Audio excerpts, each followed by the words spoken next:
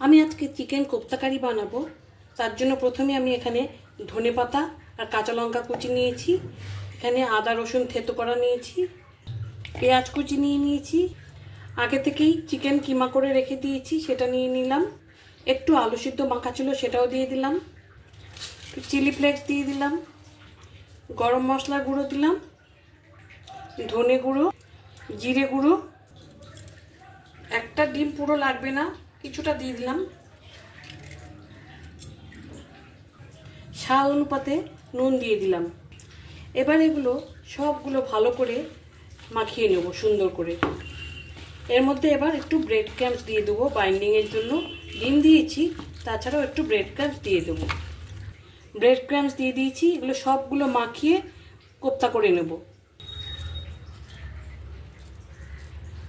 আমি কোপ্তার বলগুলো তৈরি করে নিলাম। এগুলো আপনারা ভাপিয়ে নিয়েও করতে পারেন, মোমো যেরকম স্টিম করে সেরকম স্টিম করে নিয়ে হালকা করে ভেজে নেবেন, তবে আমি আজকে ভেজে নিয়েই করব। আমি সর্ষের তেল দিয়ে দিলাম, এগুলো আমি হালকা করে ভেজে নেব, অবশ্যই গ্যাস কমিয়ে। কোপ্তাগুলো ভেজে তুলে রেখেছি। এবার কোপ্তা কারিতে আমি একটা আলু দিয়ে করব, সেই জন্য ছোট করে আলুগুলো কেটে নিয়েছি। স্বাদ মতো নুন আর হলুদ দিয়ে দিলাম, আলুটা ভালো করে ভেজে নেব। পেঁয়াজটা আগে দিতে ভুলে গেছি, আমি এর জন্য দিয়ে দিলাম এখন।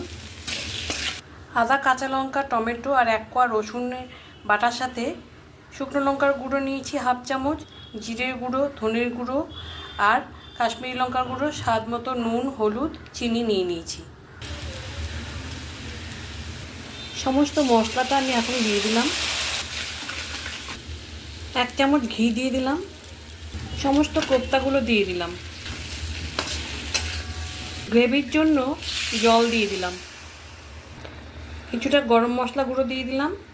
কোপ্তাগুলোতে মশলা ঢোকার জন্য আমি আরও 5 মিনিট ভালোভাবে ফুটিয়ে নেব। মিনিট 5 ফুটিয়ে আমি গ্যাসটা নিভিয়ে দিলাম। আমার চিকেন কোপ্তা কারি একদম রেডি।